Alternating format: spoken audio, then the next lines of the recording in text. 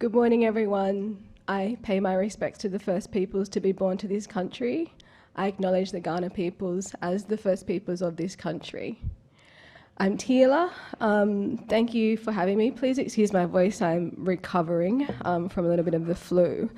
But I wanted to as well thank Uncle Tamaru for his welcome to country, also Uncle Mugi for his generosity throughout the week. I've been tuning into some of the sessions online from Gadigal land. I also want to pay my respects to First Nations elders of this land and the cultural authorities that have spoken this week. I also want to acknowledge the young people across this country on their sacred lands. And to those who have contributed to this important conference and celebration of the last 50 years that marks the gathering of First Nations arts and culture convened by the Australia Council. I can only confess to being an arts lover. I am not an artist. I grew up though in a family of very talented musicians. My granddad was a land rights activist in Western New South Wales and a guitarist. My grandma, a matriarch and a keen piano accordion player till this very day.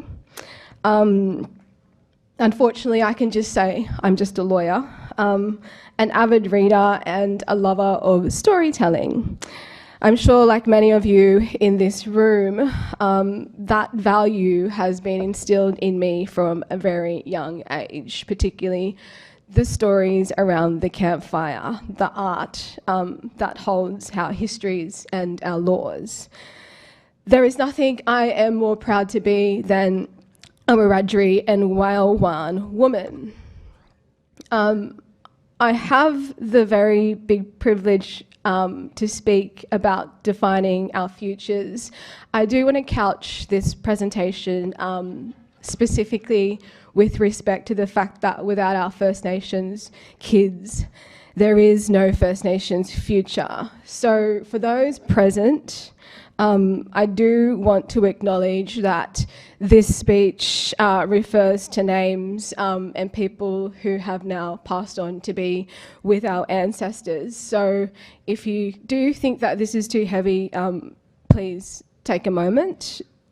Just to prepare you for what I will say in relation to this topic, it's in 3 parts.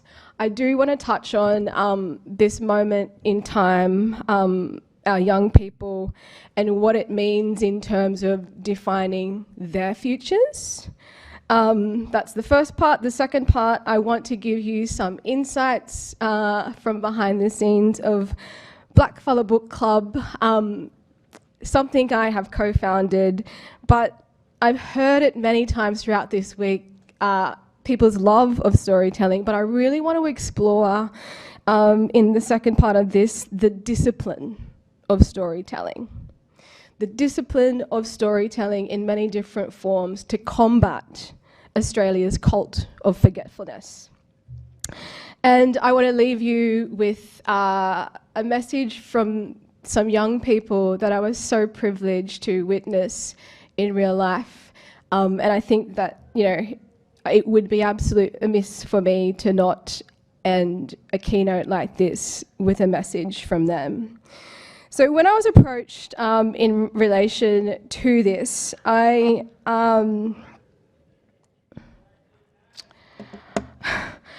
was approached as, can you be the young person of the week to speak? And look, I'm very flattered to try and fit that category. But as the media has recently been labelling, if there's any millennials in there, we're now labelled, in this room, we're now labelled as ageing millennials. So I certainly am feeling my age during most definitely the last few years. But it is a great honour to speak to this topic. I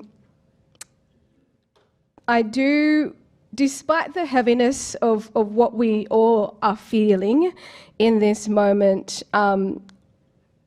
and having to confront what we've had to confront in the last few weeks and indeed the last few hours, I do want to centre this speeching, having hope towards centering our healing. Now, last night, I know some of you had a big night, but I, as well as many others, attended the Cassius Turvey vigil in Victoria Square. This has stopped the nation. Vigils have been held across this continent and indeed other continents. I want to take just a brief moment to remember the future that has been taken. Cassius was 15, a proud Noongar Inyamaji schoolboy. He was in year 9.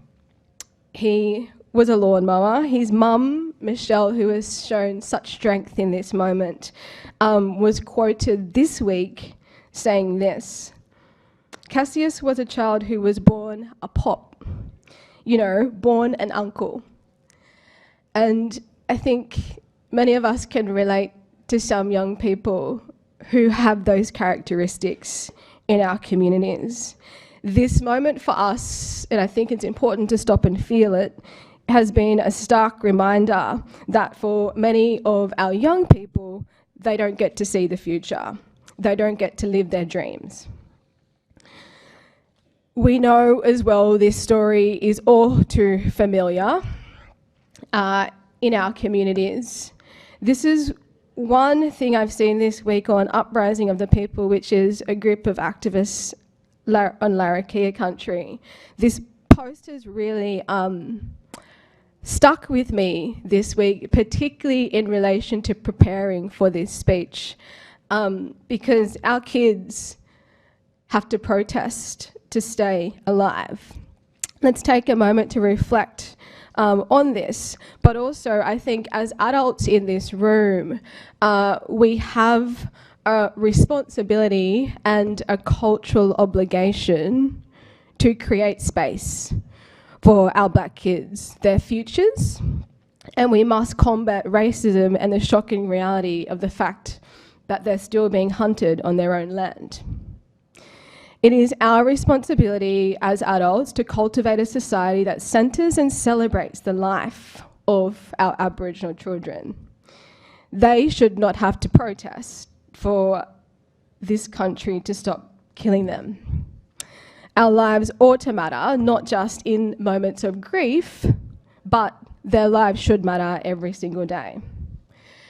We cannot hand over the baton to our children without leaving this world a better place. In doing some research for this, I went to look where are we at now?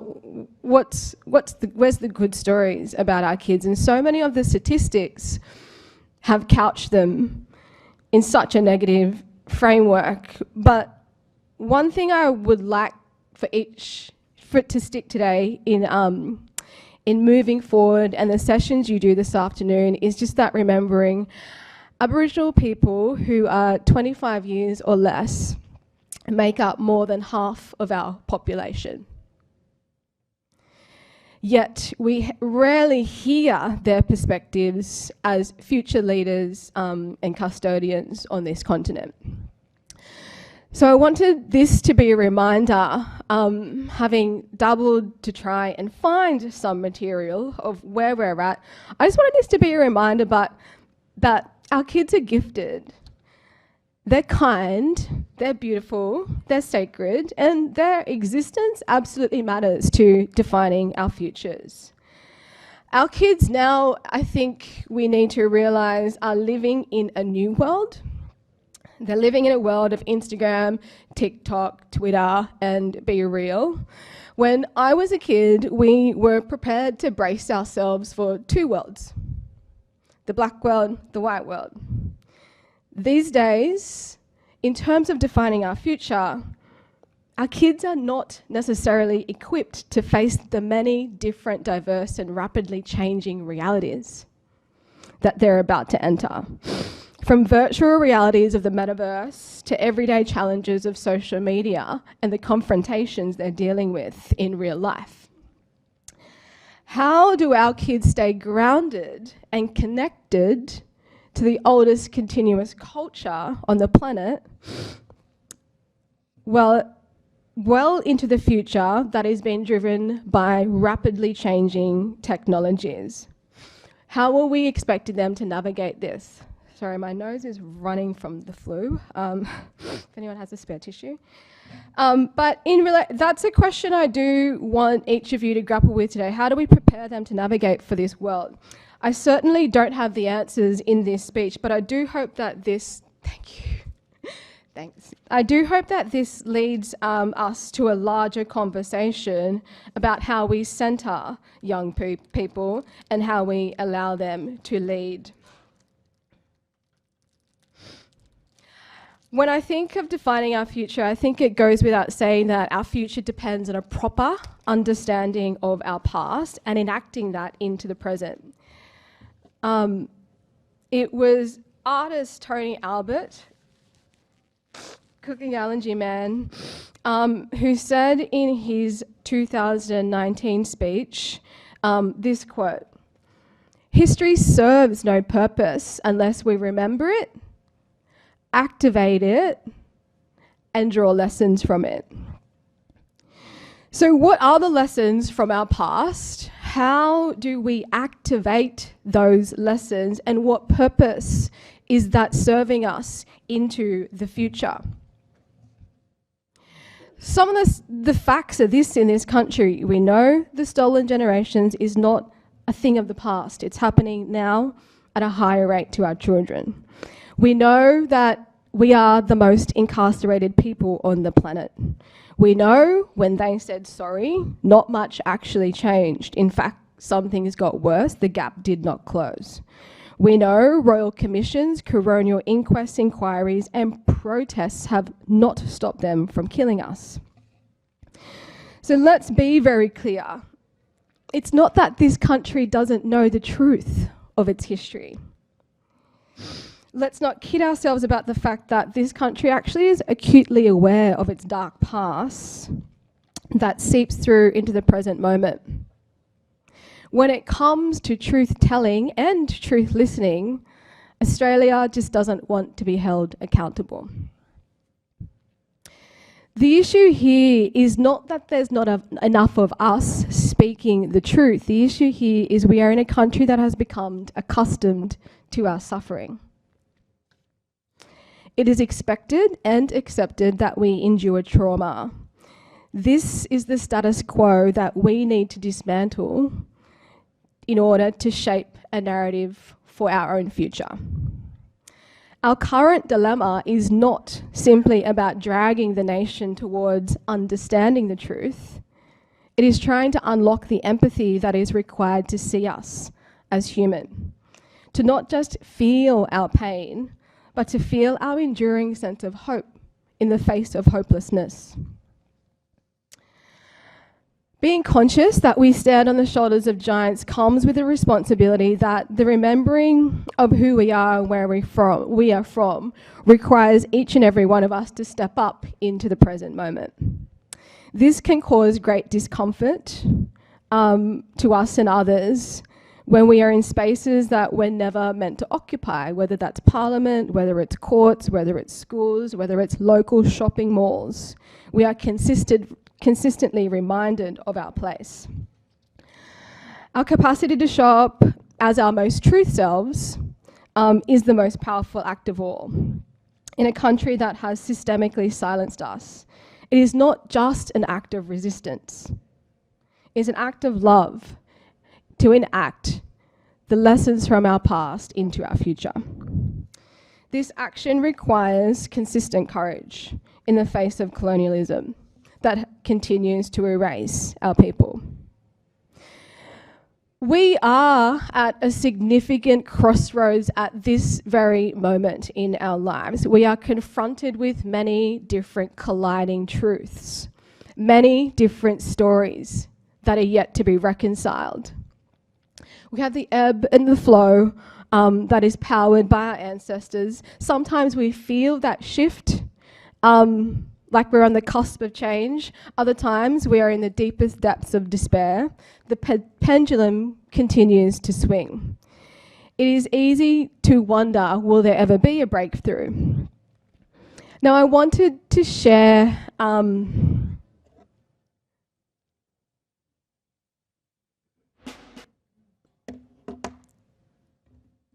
one moment in kind of this whole of, I would say, the moment from beginning of 2020 when Black Lives Matter swept the country. That moment led to a very big groundswell of people actually tapping into their own journey on truth understanding, truth listening. And that led to the creation of Blackfellow Book Club, which is a completely voluntary space.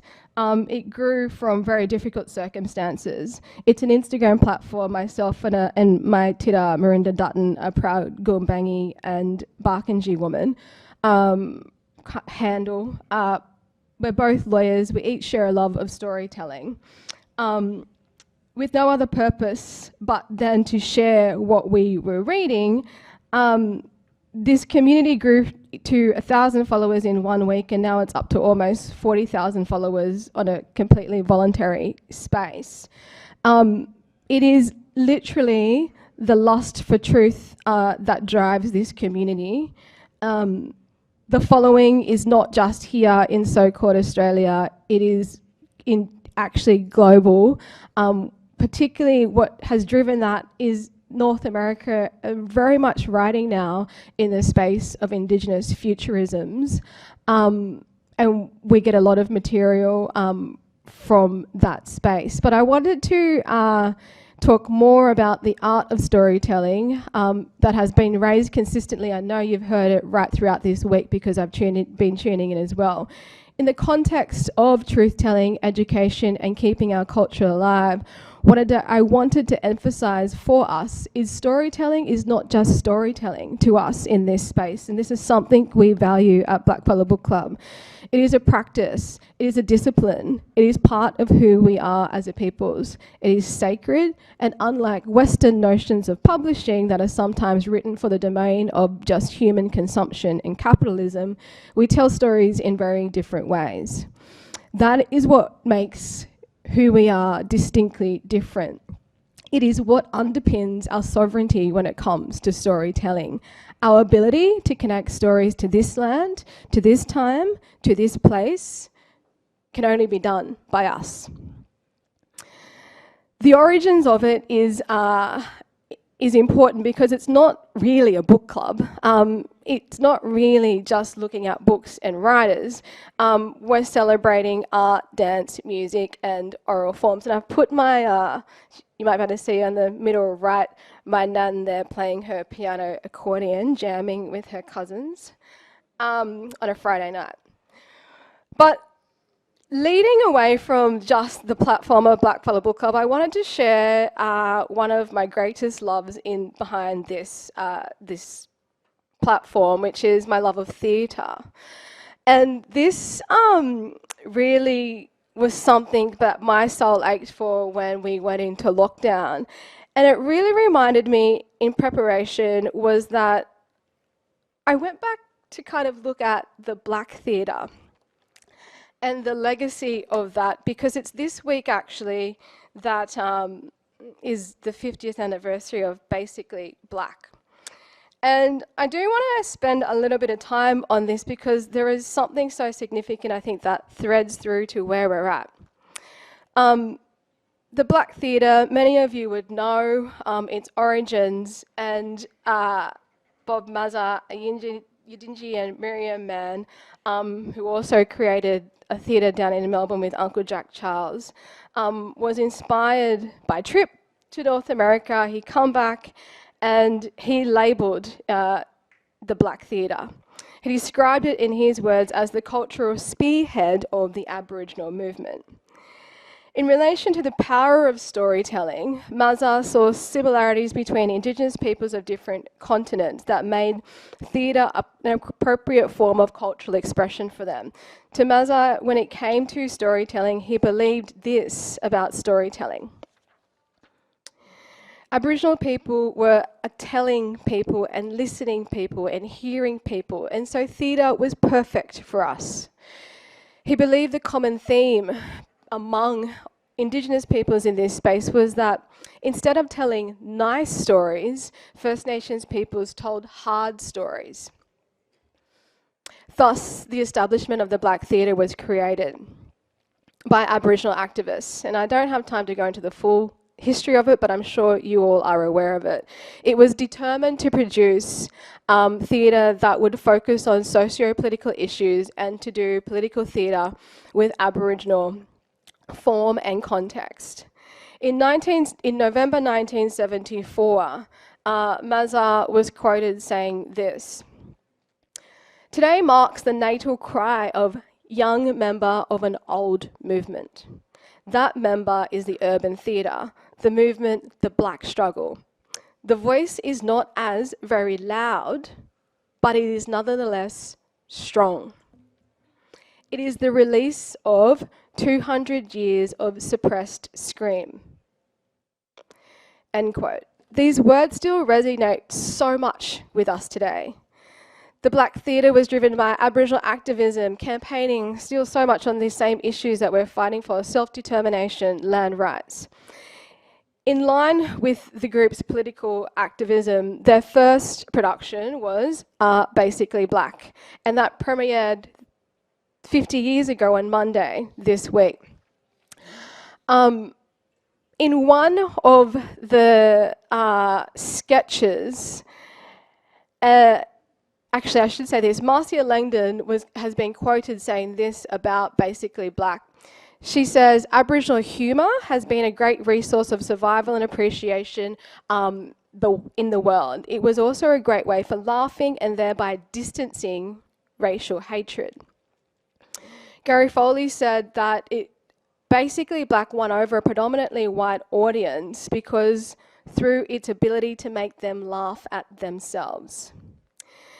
And so in remembering this, one of the main messages I wanted to really draw out from Basically Black, and those that know its history, is that it was one of the most popular storytelling theatre productions of its time. It had almost 2,000 white Australian audiences go through. And it's a reflection from Kathy Craigie that I think is the most pivotal now, because it says a lot about where we're at today in this sense of frustration. The popularity of Black theatre in response to white Australia's reaction and where it didn't find its legacy in Australian theatre, she says, I quote, "This is due to a tendency to forget past achievements in order to create new beginnings and value the present when writing about Indigenous theatre." When it comes to those words, they're so potent. When we look around and wonder, why does this continue to happen to us now after all the hard work we put in? It is not because our voices are not loud enough. It is not because Australians are not showing up. It is because of the act of forgetfulness that comes part and parcel with Australian culture. When talking about the future, it is important to stop and assess who has the power to tell the nation's story. In 2020, I argued the case for reckoning, not reconciliation. In this essay, I referred to W.E.H. Stenner's 1968 Boyer Lecture, a year after the 1967 referendum, where he explained Australia's absent-mindedness. He said this about Australia: "It is a structural matter, a view from the window which has been carefully placed to exclude a whole quadrant of the landscape. What may well have been a simple forgetting of other possible views turned under habit and over time into something like a cult of forgetfulness practice on a national scale. This extract has since been referenced by Rachel Perkins and Noel Pearson in their subsequent Boyer lectures. But coming back to Stenna's words, and I am almost at the end of it, but I want to say this. There's been so much in our communities about the importance of truth-telling, the importance of showing up, the importance of hearing us. I'm going to argue that it's not just that. We have to combat and dismantle Australia's cult of forgetfulness. We do so much hard work. It's a structural matter. It is practiced on a national scale in this country, and it is a very important lesson of the past. As Tony Albert has said, we need to act into the future and the present. Truth-telling alone will not cure Australia. As someone who has advocated for the Uluru Statement from the Heart, I know that's also been mentioned many times this week, but I wanted to say this: that's not just an invitation for voice, treaty and truth. It is absolutely an invitation towards peace for our future. It was Uncle Sol Belair who took me under his wing in this process, who mentored me in this process, and so many other elders who sat in despair, trying to carve a roadmap forward for this country, but really they called for peace. And that is really what the notion of Makarrata is about, the coming together after a struggle. Without labouring the Uluru Statement any further, I do want to emphasise that it's important, I think, to remember we've spoken so much about the statements that we have created as adults. I was very fortunate to be at Gama in 2019, and I think many people forget this. In response to the Uluru Statement, the young people spoke to their futures, and they have left us with the Imagination Declaration. So I'm going to leave and end this keynote on what they want for their future. Thank you.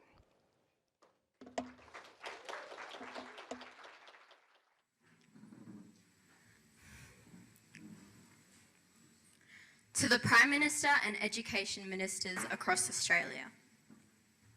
In 1967, we asked to be counted.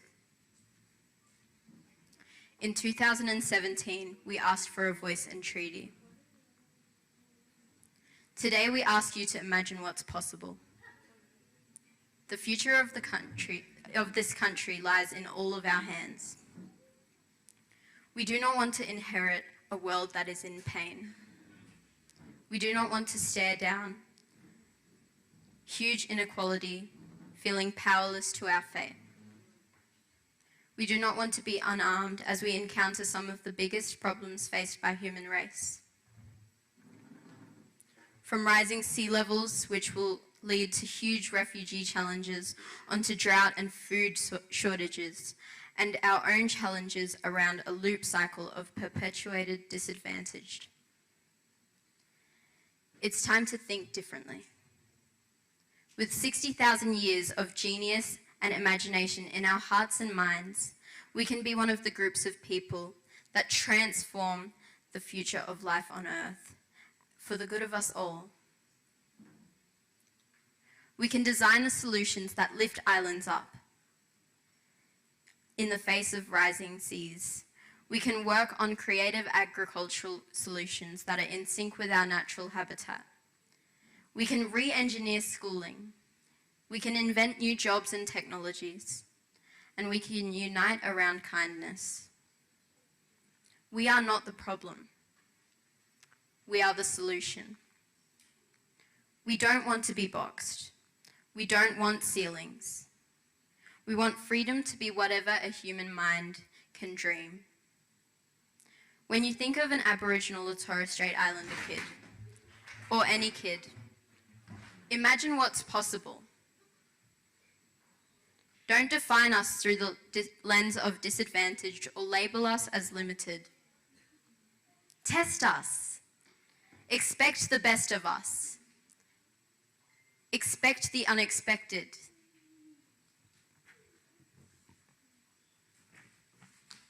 Expect us to continue carrying the custodianship of imagination, entrepreneurial spirit, and genius. Expect us to be complex. And then let us spread our wings and soar higher than ever before, as called for in the Uluru Statement from the Heart. Give our people a voice. We call on you and the education ministers across the nation to establish an imagination agenda for our Indigenous kids and, in fact, for all Australian children. We urge you to give us the freedom to write a new story. We want to show the world Aboriginal genius. We want to show Australia Aboriginal leadership and imagination for the whole nation.